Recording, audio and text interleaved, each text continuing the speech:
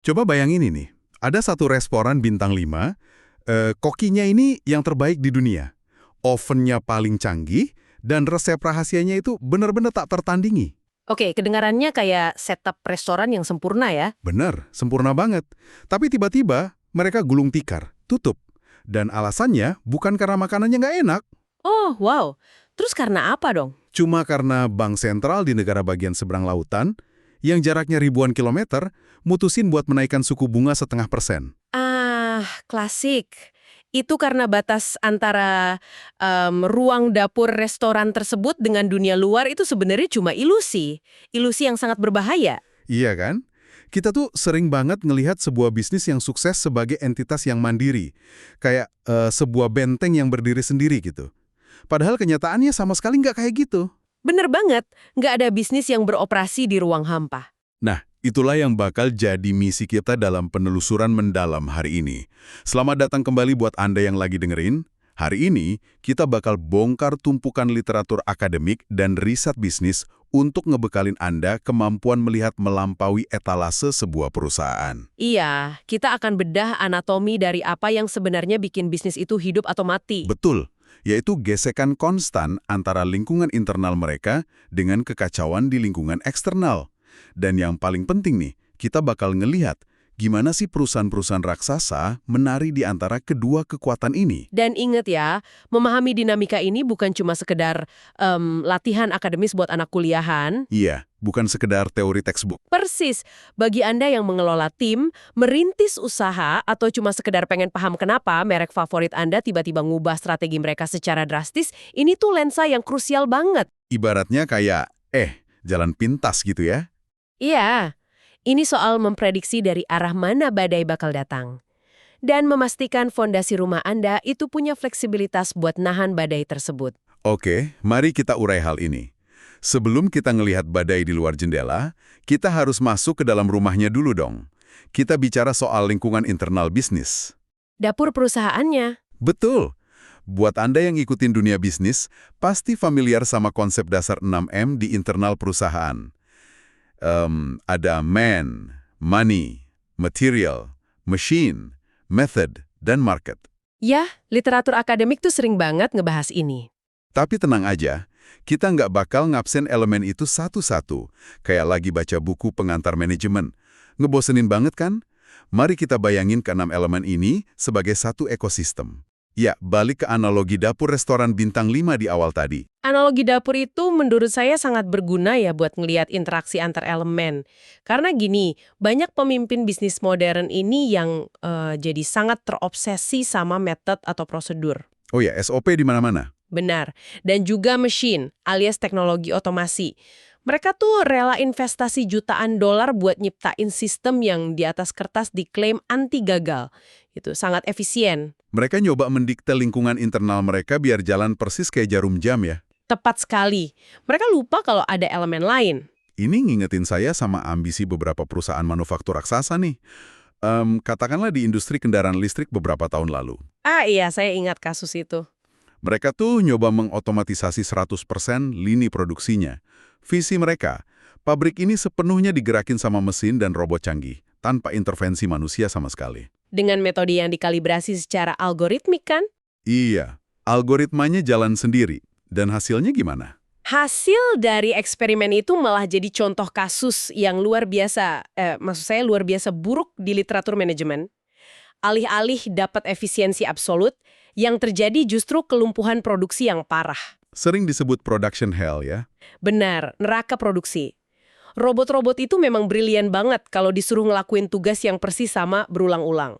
Tapi begitu ada anomali sedikit aja pada material atau bahan bakunya, Seluruh lini produksinya langsung berhenti dong. betul, langsung macet total. Nah, disinilah literatur kita menyoroti realitas yang keras banget. Secanggih apapun ke-5M yang lain itu, elemen man atau sumber daya manusialah yang jadi penentu utama. Menarik. Berarti manusia ini kayak pedang bermata dua dong. Gimana tuh maksudnya? Ya, di satu sisi, man ini bisa jadi titik kegagalan tunggal. Single point of failure, yang bisa ngerusak hidangan secanggih apapun ovennya. Kalau manusianya error, ya udah, hancur. Iya. masuk akal. Tapi di sisi lain, manusialah satu-satunya elemen yang bisa berimprovisasi pas, resepnya ternyata salah cetak. Mesin kan nggak bisa mikir, oh ini resepnya salah. Persis. Aktor utama dalam manajemen lingkungan internal tuh tetap manusia. Modal finansial nggak bisa berpikir, mesin nggak punya empati sama perubahan pasar. Dan metode yang kaku itu, Nggak bisa beradaptasi sama krisis mendadak ya. betul. Jadi evaluasi lingkungan internal yang sejati, yang benar-benar nentuin apa yang jadi strength atau kekuatan dan weakness atau kelemahan sebuah perusahaan, itu selalu bermuara pada manusianya. Seberapa tangguh, kompeten, dan adaptif tenaga kerjanya gitu ya. Iya. Sehebat apapun sistemnya, eksekusi visinya ada di tangan mereka. Jadi kesimpulannya, kalau Anda punya koki yang buruk, daging wagyu kualitas premium sama dapur harga miliaran rupiah tuh cuma bakal berakhir jadi hidangan gosong. Benar, manusialah nyawa dari sistem tersebut. Dan kelincahan manusia di internal ini jadi absolut sifatnya pas kita mulai ngebuka jendela. Waktunya ngelihat keluar nih. Iya, karena balik lagi, nggak ada satupun bisnis yang beroperasi di ruang hampa. Nah, disinilah ini jadi sangat menarik. Dapur yang tadinya udah kita tata sempurna, tiba-tiba harus berhadapan sama dunia luar. Kita beralih ke lingkungan eksternal. Yang di literatur biasanya dibagi jadi dua lapisan besar. Betul, lingkungan mikro dan makro. Kalau lingkungan mikro, itu ibarat pihak-pihak yang berdiri tepat di depan pintu kita. Kayak pemasok bahan baku, pelanggan yang lagi ngantri, pesaing di seberang jalan. Bahkan pemerintah lokal yang ngasih izin usaha ya. Hubungan kita sama mereka ini sifatnya langsung dan transaksional. Ya, tapi yang sering kali nyiptain ancaman eksistensial atau sebaliknya peluang yang masif banget justru adalah lingkungan makro. Kekuatan seismik yang bisa nyapu seluruh industri ya. Bener, literatur merangkum ini dalam 4 pilar utama. Ekonomi, sosial dan budaya, teknologi, serta politik dan hukum. PEST, sering disingkatnya gitu. Pest. Dan tantangan terbesarnya, keempat faktor ini kan nggak pernah bergerak sendiri-sendiri kan? Nggak pernah. Mereka selalu saling bertabrakan. Mari kita ambil contoh kasus yang sangat nyata nih. Dari persimpangan antara teknologi dan sosial budaya. Kegagalan merek-merek raksasa penyewaan video fisik di awal tahun 2000-an.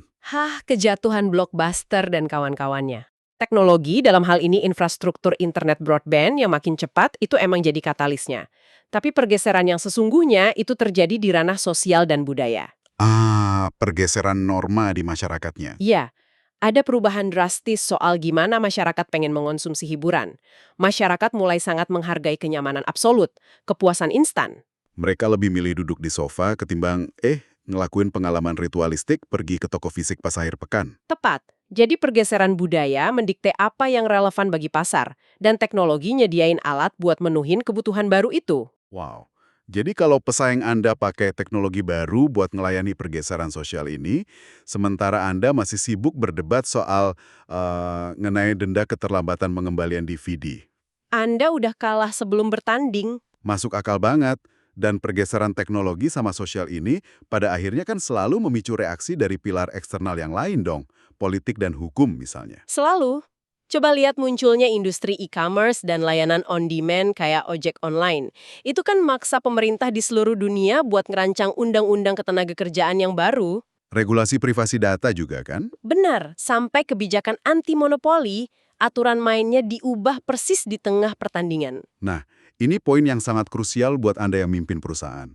Bisnis tuh nggak bisa melihat regulasi makro ini lewat lensa ideologi atau preferensi politik pribadi. Maksudnya gimana tuh? Ya, entah itu kebijakan pemerintah sayap kiri yang fokus pada hak pekerja atau serikat buruh, atau mungkin kebijakan sayap kanan yang condong ke deregulasi sama tarif proteksionis, bisnis harus tetap objektif. Sepenuhnya benar. Kebijakan pemerintah, kayak larangan ekspor bahan mentah atau embargo dagang karena tensi geopolitik, Itu bukan opini buat diperdebatkan di ruang rapat kan? bukan sama sekali. Itu adalah realitas matematika yang bakal langsung mukul metrik finansial perusahaan Anda. Yang akhirnya bawa kita ke faktor makro terakhir yang bertindak sebagai detak jantung dari semuanya. Ekonomi. Inflasi, suku bunga, tingkat pengangguran nasional. Tapi tunggu dulu. Saya pengen bersikap skeptis dikit di sini. Dan nantang premis ini buat Anda yang lagi dengerin. Oke, silakan. Saya ngerti kalau perusahaan raksasa multinasional yang punya rantai pasok di 40 negara, ya jelas mereka harus pusing mikirin lanskap makroekonomi ini. Tentu. Tapi gimana dengan bisnis lokal? Katakanlah Anda punya sebuah kafe independen di sudut kota Jakarta atau Bandung. Seberapa peduli sih Anda harusnya pada faktor makro, kayak keputusan suku bunga bank sentral di Amerika? Kesannya jauh banget ya dari mesin espresso Anda. Iya kan? Atau apa urusannya sama cuaca buruk di belahan bumi lain? Rasanya lebay aja gitu kalau harus mikirin itu. Begini, kalau kita ngelacak efek dominonya, Anda bakal lihat kalau jaraknya itu menakutkan sekali dekatnya. Mari kita bedah contoh kafe lokal Anda tadi. Oke, mari kita bedah. Katakanlah terjadi anomali cuaca ekstrim di Brazil. Cuaca buruk ini menghancurkan sebagian besar panen kopi global. Oke, itu faktor lingkungan alam. Nah, faktor alam ini langsung memicu guncangan ekonomi makro. Harga futures atau kontrak berjangka biji kopi di pasar global otomatis meroket. Oh, jadi harga bahan baku untuk si pemilik kafe lokal ini naik. Tapi ya udah, itu kan baru awalnya aja. Paling cuma ngurangin margin dikit. Belum selesai. Di saat yang sama, asumsikan Bank Sentral Global mutusin buat naikin suku bunga demi merangi inflasi yang meluas. Kayak di cerita awal restoran kita tadi nih. Betul. Kenaikan suku bunga ini nyebabin fluktuasi liar pada nilai tukar mata uang. Mata uang lokal Anda mungkin melemah secara signifikan terhadap dolar. Astaga. Jadi, tiba-tiba bukan cuma harga dasar biji kopi Brasilnya aja yang udah naik. Iya. Biaya untuk nimpornya pakai mata uang lokal Anda juga membengkak drastis. Double hit dong. Bahkan triple hit. Belum lagi kalau pemerintah lokal tiba-tiba nerapin pajak impor baru buat ngelindungin petani lokal. Nah loh, faktor politik dan hukum masuk ke arena. Gila. Jadi dalam rentang waktu beberapa bulan aja, sebuah kafe kecil yang sama sekali nggak ngerti soal geopolitik dan makroekonomi, Tiba-tiba margin keuntungannya terhapus bersih. biaya bahan bakunya bisa naik 40%. Sementara pelanggan mereka yang pastinya juga terdampak inflasi, Pasti mulai ngurangin pengeluaran tersier. Mereka berhenti beli latte seharga Rp50.000 tiap pagi. wow. Jadi, ketidaktahuan tentang lingkungan makro itu bukan perlindungan ya. Sama sekali bukan. Itu kerentanan yang fatal. Lingkungan eksternal tuh nggak pandang bulu terhadap skala bisnis Anda. Badai di lautan nggak akan melambat cuma karena yang diterjangnya itu perahu nelayan kecil. Badainya nggak milih-milih ya. Kapal kargo raksasa atau perahu kecil, semua dihajar. Betul. Nah, ini bawa kita ke bagian paling krusial dari penelusuran kita hari ini, tarian adaptasi. Bagian actionnya nih. Iya, kita kan udah mengidentifikasi dapur di dalam, alias lingkungan internal, terus cuaca ekstrim di luar, si eksternal ini. Sekarang, gimana persisnya sebuah bisnis bereaksi terhadap benturan ini? Mengingat literatur dengan tegas menyebutkan kalau organisasi bisnis itu adalah sistem terbuka. Iya, mereka nggak bisa cuma diam nunggu nasib. Mereka harus merespons. Dan respons ini sangat bergantung pada tingkat ketidakpastian lingkungan di luar sana. Semakin tinggi volatilitasnya, semakin radikal adaptasi yang dituntut dari struktur organisasinya. Di buku pedoman strateginya, ada 2 kategori besar kan? Betul. Yang pertama adalah strategi perubahan internal. Intinya, bisnis memodifikasi arsitektur dirinya sendiri biar lebih cocok sama lingkungan yang lagi berubah. Balik ke analogi kapal laut tadi nih. Perubahan internal ini ibarat mengubah desain lambung kapal biar bisa memecah ombak dengan lebih baik ya. Tepat sekali. Tapi ada satu konsep di dalam literatur ini yang bikin saya berhenti terus mikir keras. Istilahnya itu peredam inti teknis atau technical core buffering. Ini gimana maksudnya? Ini tuh konsep yang sangat fundamental dalam teori desain organisasi. Inti teknis itu adalah departemen utama di mana nilai sebenarnya diciptakan. Kayak lini perakitan di pabrik atau dapur di restoran kita tadi? Iya. Dalam strategi peredaman ini, perusahaan nyoba ngisolasi ruang mesin utama ini dari kekacauan dunia luar. Diisolasi biar aman gitu. Iya, mereka membangun departemen-departemen pendukung di sekelilingnya, kayak divisi HR, divisi pengadaan barang, atau tim legal. Oh, jadi departemen pendukung ini yang jadi bumpernya ya? Betul, mereka jadi penyerap guncangan. Kalau ada perubahan regulasi atau fluktuasi harga pasokan, yang pusing tim pendukungnya. Biar lini perakitannya bisa terus jalan dengan efisiensi maksimum tanpa diganggu. Mari kita kritisi konsep ini bentar deh. Bukankah strategi peredaman ini tuh produk dari era industrial lama? Kenapa dibilang gitu? Ya, kalau sebuah perusahaan ngebangun tembok peredam yang terlalu tebal, mereka justru bakal nyiptain birokrasi yang kaku banget kan? Saya paham marahnya. Bayangin ada kejadian Black Swan, katakanlah pandemi global yang menganjurkan asumsi rantai pasok dalam semalam, inti teknis yang terlalu terlindungi ini pasti kaget. Mereka nggak tahu cara beradaptasi. Iya, karena mereka nggak pernah ngerasain angin luar sama sekali, tiba-tiba temboknya jebol. Analisis yang sangat tajam, dan justru karena bahaya dari isolasi itulah, literatur modern sekarang sangat nekanin pentingnya elemen pendamping buat si peredam ini. Apa tuh elemennya? Namanya boundary spanners atau unit elemen perbatasan. Kalau peredam inti tadi adalah tembok pelindung, nah boundary spanners ini adalah agen intelijen perusahaan Anda. Intelijen yang beroperasi di wilayah perbatasan? Betul, mereka yang berdiri dengan satu kaki di dalam perusahaan, tapi satu kakinya lagi ada di dunia luar. Wah, ini kayak tim riset pasar gitu dong. Tim riset pasar, analis tren, bahkan spesialis hubungan masyarakat atau PR. Tugas utama mereka adalah ngumpulin intelijen dari lingkungan eksternal. Ngebaca pergeseran sentimen sosial ya? Ya, melacak paten teknologi terbaru dari pesaing, terus memproses semua data itu jadi peringatan dini buat manajemen di dalam, merekalah yang mastiin perusahaan itu nggak hidup dalam gelembung. Saya jadi ingat perusahaan retail fast fashion yang sukses itu. Mereka kan secara harfiah pakai manajer toko mereka di seluruh dunia sebagai boundary spanners harian kan? Oh ya, itu contoh yang sempurna. Tiap hari manajer toko melaporin apa yang disentuh sama pelanggan, mana yang diabaikan hari itu juga. Biar pabriknya bisa langsung rubah desain produksi buat besok paginya ya. Gila, lincah banget. Itulah adaptasi internal yang proaktif. Tapi literatur kita nggak berhenti di situ. Bagian kedua dari strategi respons ini terdengar jauh lebih agresif dan ambisius. Apa itu? Pengendalian lingkungan. Tunggu sebentar. Pengendalian lingkungan. Saya mau nantang konsep ini deh. Silahkan. Gimana mungkin sebuah bisnis yang ibaratnya cuma sebuah kapal bener-bener bisa ngendaliin cuaca makroekonomi yang begitu masif? Anda kan nggak bisa menghentikan resesi global cuma modal rapat dewan direksi. Tentu aja nggak. Anda emang nggak bisa jadi dewa cuaca yang mematikan badai sesuka hati.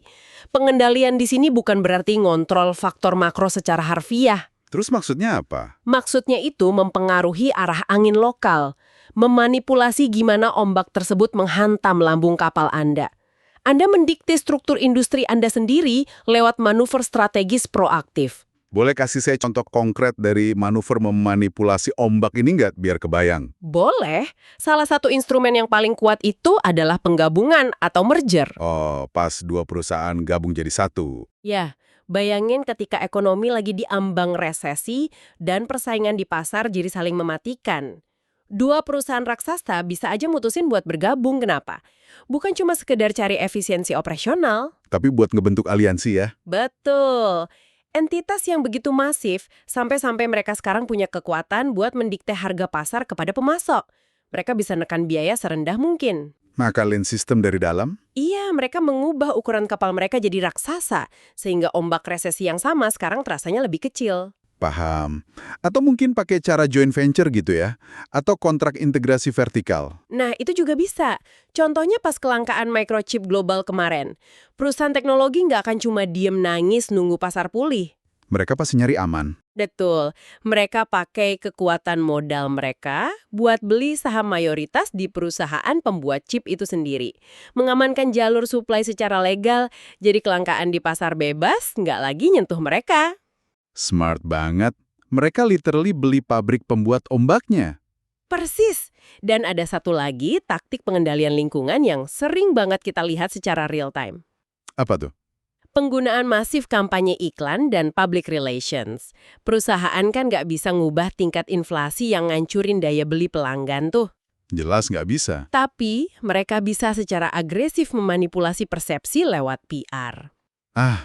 Saya ingat gimana beberapa jaringan restoran makanan cepat saji melakuin ini tiap kali ada krisis ekonomi. Yah, gimana tuh yang mereka lakukan? Pas dompet masyarakat mulai menipis, mereka ngerubah narasi kampanye mereka. Makanan mereka bukan lagi dicitrakan sekedar sebagai makanan cepat saji. Tapi di rebranding jadi angka. Di rebranding jadi pilihan ekonomis yang cerdas bagi keluarga. Atau comfort food di masa sulit. Padahal mereka sama sekali nggak ngubah produknya loh. Nah, itu kuncinya. Mereka nggak ngubah produknya. Mereka ngubah lensa konsumen dalam ngelihat produk tersebut. Mereka ngendaliin narasi untuk mempertahankan relevansi di tengah lingkungan makro yang lagi bermusuhan. Gila, psikologi pasar bener-bener dimainin. Tapi pada akhirnya, literatur kita juga mengakui sebuah kenyataan pahit. Terkadang, badainya emang terlalu besar. Pas regulasi jadi terlalu mencekik ya? Iya. Atau teknologi lama perusahaan Anda udah usang banget tanpa bisa diselamatkan. Atau persaingan berubah jadi perang harga berdarah yang ngehancurin semua margin keuntungan. Kalau kondisinya udah seabsolut itu, strateginya apa dong? Strategi terakhir adalah perubahan industri. Maksudnya, ninggalin kapal sama sekali. Betul. Memindahkan seluruh aset dan kapabilitas inti ke perairan yang benar-benar berbeda. Wow, pivot ekstrim ya? Sejarah bisnis penuh sama cerita kayak gini. Ada perusahaan yang awalnya adalah pabrik kertas dan sepatu bot karet. Terus mereka sadar masa depan industri itu suram banget. Terus mereka ngapain? Mereka secara perlahan bermanuver, ngubah seluruh identitasnya jadi raksasa telekomunikasi global. Astaga, drastis banget. Itu adalah bentuk pengakuan ekstrim. Kalau Anda nggak bisa mengalahkan lingkungan eksternal, ya Anda mending milih lingkungan yang baru. Bikin arena main sendiri. Gila. Nah, dari semua ini, apa makna akhirnya buat Anda yang dengerin? Kalau kita tarik benang merah dari seluruh penelusuran mendalam kita hari ini, menjadi pemimpin atau pengamat bisnis yang tajam itu berarti satu hal. Apa itu? Membuang jauh-jauh ilusi tentang kemandirian mutlak. Sukses itu bukan cuma hasil dari kerja lembur di dalam kantor, atau punya resep dapur yang lebih enak. Bisnis itu organisme hidup yang terus bernafas dan merespons lingkungannya. Sistem yang terbuka. Betul. Kemenangan jangka panjang itu hasil dari keseimbangan ekstrem antara dua tugas berat. Pertama, disiplin tanpa ampun untuk ngebangun kelincahan di lingkungan internal Anda, terutama pada kualitas manusianya. Dan yang kedua? Keharusan mutlak untuk punya radar yang sensitif. Anda harus bisa ngebaca, ngerespons, dan bahkan memanipulasi gelombang lingkungan eksternal yang terus bergolak ini. Dan yang bikin merinding, evolusi dari dinamika ini tuh nggak pernah melambat. Yang mana membuat kita pada satu pemikiran provokatif nih, buat direnungkan bersama. Oh, saya suka bagian ini. Silakan. Coba lihat gimana strategi kelangsungan hidup saat ini menuntut integrasi yang semakin dalam.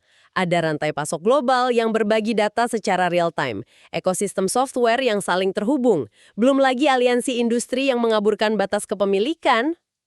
Semuanya jadi nyambung satu sama lain ya? Yah, pertanyaannya adalah, apakah di masa depan nanti, tembok yang memisahkan antara lingkungan internal dan lingkungan eksternal itu bakal benar-benar lenyap?